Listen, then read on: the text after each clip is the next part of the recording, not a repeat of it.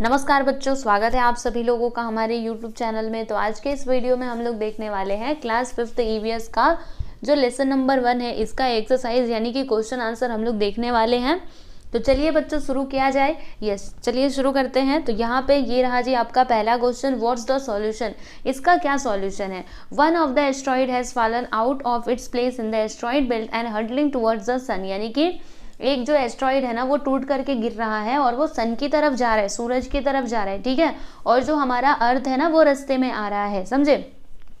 और एकदम मतलब ऐसा श्योरिटी है, चांसेस है कि जो एस्ट्रॉइड है ना वो हमारे अर्थ से टकरा सकता है, ठीक है। अब उससे प्रोटेक्ट करने के लिए, उससे वो टक्कर ना हो, इसके लिए हम क्या क्या कर सकते हैं, कौन कौन से रास्ते हैं।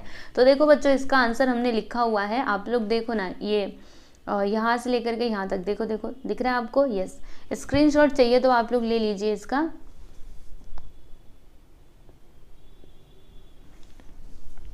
चलिए अगला क्वेश्चन देखते हैं बच्चों, यूज योर ब्रेन पावर।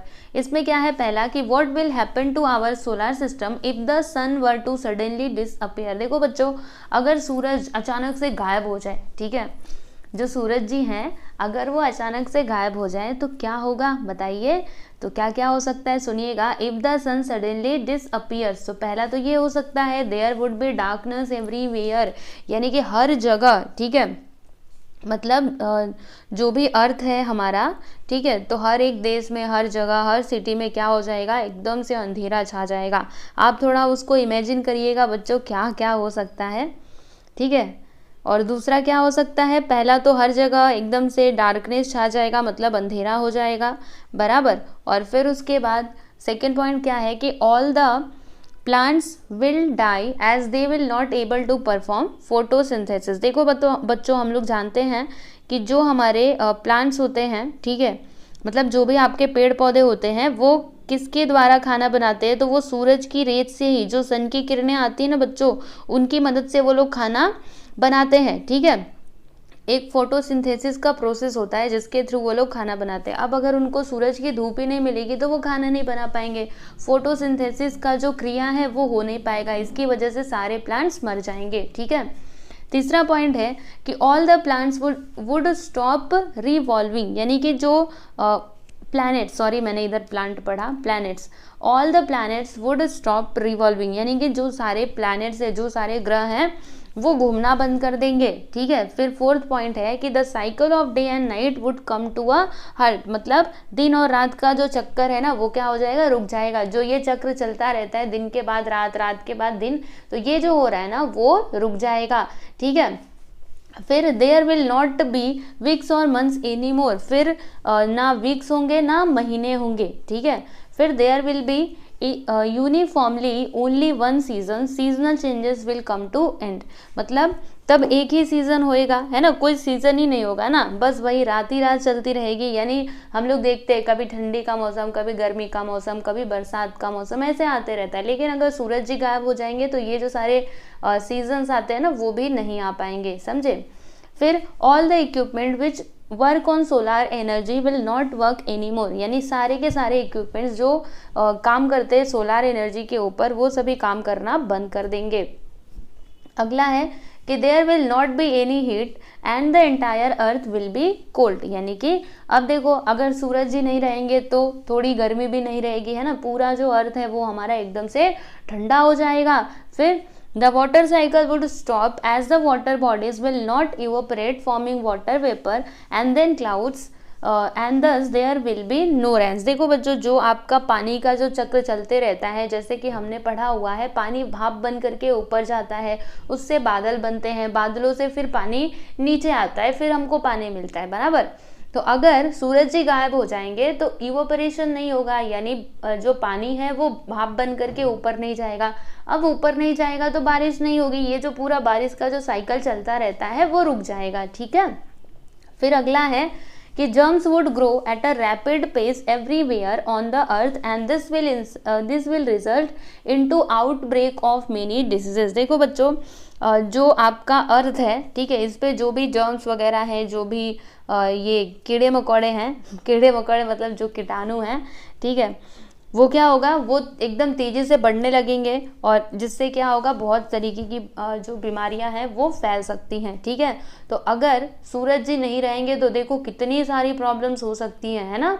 इसीलिए सूरज का होना बहुत ज़रूरी है, समझे कि नहीं। हम सूरज को भी देवता मानते हैं, सूरज देव, है ना। हमारी भारतीय संस्कृति में हर एक को देवता माना गया है। जैसे हवा को हम लोग पवन देव कहते हैं बच्चों, धरती जो मिट्टी है, जिस जमीन पे हम लोग घूमते हैं, खेलते हैं, जाते आते हैं, उसको हम लोग धरती माता कहते हैं, है ना। हर चीज़ में हम लोग भगवान के दर्शन करते हैं। इसी प्रकार से जो सूरज जी होते हैं उनको भी हम भगवान मानते हैं, चंदा मामा।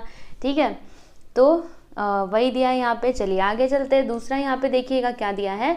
Suppose you want to give your address to a friend you have on the planet Mars, how will you write your address if you want them to understand exactly where you live. देखो बच्चों, एक आपका दोस्त है जो planet Mars पे है, ठीक है। तो अब आपको क्या करना है, उसे ना अपना एड्रेस बताना है जिससे वो समझ सके एग्जैक्टली कि आप कहाँ पर हो और वो आप तक पहुँच पाए। ठीक है, तो इसका आंसर देखो, हमने यहाँ पे एड्रेस इस प्रकार से लिखा है। ठीक है, इस प्रकार से यहाँ पे नाम लिखा है एंड आफ्टर दैट एड्रेस में क्या लिखा है, संतोष नगर, माथुर रोड, दादर ईस्ट, मुंबई, और फिर यहाँ पे पिन कोड है। और सुनो, और क्या बताना है हमको, स्टेट ऑफ महाराष्ट्र ये भी बता दिया, इंडिया, है ना, ये बताना बहुत ज़रूरी है क्योंकि वो ऊपर से देख रहा है ना, देखेगा। फिर कहाँ पे है वो, मतलब इंडिया कहाँ पे है, कंटिनेंट ऑफ एशिया, एशिया महाद्वीप में है, और अर्थ पे है। ठीक है, फिर third planet and solar system milky way. तो इस प्रकार से हम उसको एड्रेस देंगे ना, ताकि वो कहीं भूले ना, नहीं तो दूसरे प्लैनेट पे चला गया तो, समझे। चलिए आगे चलते हैं। अगला क्वेश्चन यहाँ पे है कि इन द पिक्चर बिलो, यानी कि ये वाले पिक्चर में, correct the sequence of the planets from the sun, यानी जो प्लैनेट्स है ना उनका जो सीक्वेंस है उसे क्या करना है, हमें यहाँ पे करेक्ट करना है। ठीक है, तो देखिए जी, हमने यहाँ पे लिखा हुआ है कि in the above picture Mars and Earth position are interchange. यहाँ पे मार्स और जो अर्थ के पोजीशंस है ना वो इंटरचेंज हो गए, यानी अर्थ के प्लेस पे मार्स आ गया, मार्स के प्लेस पे अर्थ आ गया। ठीक है, similarly the sequence of Jupiter and Saturn is also change. फिर जुपिटर और सैटर्न का भी यहाँ पे जो प्लेस है वो चेंज हो चुका है।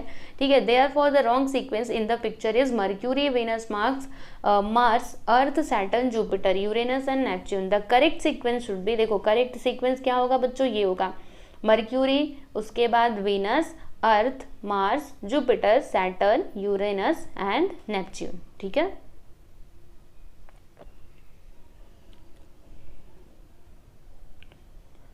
चलिए अगला क्वेश्चन देखते हैं बच्चों। इसमें दिया है कि हु एम आई, मैं कौन हूँ। तो पहला है, पहचानिएगा तो बूझिएगा इसको, मतलब बूझो तो जाने, पहेलियाँ होती है ना वैसे। You can see me from the earth but the lighted part of me that you see changes every day, यानी आप मुझे धरती पर से तो देख सकते हो लेकिन जो मेरा लाइटेड पार्ट है ना वो क्या होता है, हमेशा चेंज होता रहता है। तो बताओ मैं कौन हूँ, बोलो बोलो, चंदा मामा, है ना, हमारे प्यारे चंदा मामा। फिर भी है, I have my own light, it is only from me that the planets get light and heat.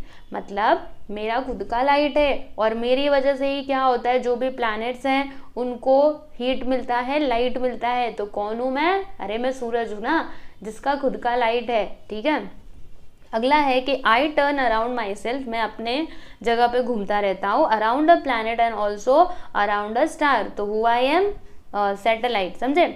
फिर अगला है कि I turn around myself and revolve around the sun, यानी कि मैं मैं मतलब अपने आप में भी घूमता हूँ और सन के भी चक्कर लगाता हूँ। तो कौन हूँ मैं, प्लैनेट। ओके, नेक्स्ट है, no other planet has a living world like mine. बताओ कहाँ पे है लिविंग वर्ड, तो अर्थ पे है ना। फिर अगला है, I am the nearest star to the earth. तो कौन है वो, अर्थ के एकदम पास में, तो सूरज जी, सन, समझे। यस, देखो इसको, देखो अच्छे से। फिर चलते हैं हम लोग आगे। अगला क्वेश्चन देखिएगा, फिफ्थ का है, क्या दिया है इसमें, for what purpose are rockets used in space travel. यानी कि सुनो बच्चों, अगर स्पेस में हमको स्पेस क्राफ्ट वगैरह भेजना रहता है तो फिर हम लोग रॉकेट का यूज़ करते हैं। तो ऐसा क्यों, ठीक है, किस पर्पस के लिए इसका यूज़ किया जाता है। तो इसका आंसर देखो यहाँ पे लिखा हुआ है कि space launch technology is use to send the space craft in outer space against the force of gravity. ठीक है। It requires tremendous amount of energy to launch the space craft which is 1000 of tons in weight. This energy is obtained through burning of ample quantity of fuel present in the rocket. Thus rockets are used to launch the spacecraft in space travel. समझ में आया आपको? देखो, क्योंकि देखो अगर आपको मतलब स्पेस क्राफ्ट को भेजना है तो बहुत ज़्यादा एनर्जी की ज़रूरत पड़ेगी, ठीक है। और वो एनर्जी हमको कब मिलती है, वो रॉकेट की वजह से ही मिलती है, इसके लिए इसका यूज़ किया जाता है, ठीक है। चलिए अभी अगला क्वेश्चन देखते हैं, ये अंतिम सवाल है आपका, उसके बाद ये ख़त्म हो जाएगा। तो क्या है यहाँ पे कि what information do manmade satellites provides. देखो बच्चों, जो मैनमेड सैटेलाइट्स होते हैं वो कौन कौन सी इन्फॉर्मेशन को प्रोवाइड करते हैं, ठीक है। जो सैटेलाइट्स मैनमेड है, मतलब मैन ने बना करके भेजा हुआ है, वो कौन सी जानकारियाँ बताते हैं। तो देखो इसका आंसर यहाँ पे दिया है कि manmade satellites provide useful information on agriculture, environment, weather forecasting, searching for water and minerals from the earth. यानी वो क्या क्या इन्फॉर्मेशन देते हैं, तो एग्रीकल्चर के बारे में, एनवायरमेंट के बारे में, वेदर फोरकास्टिंग है ना, ये जो क्या होता है मौसम के बारे में जानकारी देते हैं, searching for outer water and minerals, और फिर पानी कहाँ पर है, मिनरल्स कहाँ पर है, ये सारी जानकारी वो लोग देते हैं, ठीक है। Such information can be use to make maps. Manmade satellites are also used for telecommunication. देखो बच्चों, जो मैनमेड मतलब सैटेलाइट्स है वो टेलीकम्युनिकेशन के लिए भी यूज़ किए जाते हैं, ठीक है बच्चों। यस, तो यहाँ पे आपका ये जो आपका लेसन है, लेसन नंबर 1, इसके सारे क्वेश्चन के आंसर मैंने आपको बता दिए हैं और मुझे पूरी उम्मीद है कि आप लोग को समझ में आया रहेगा।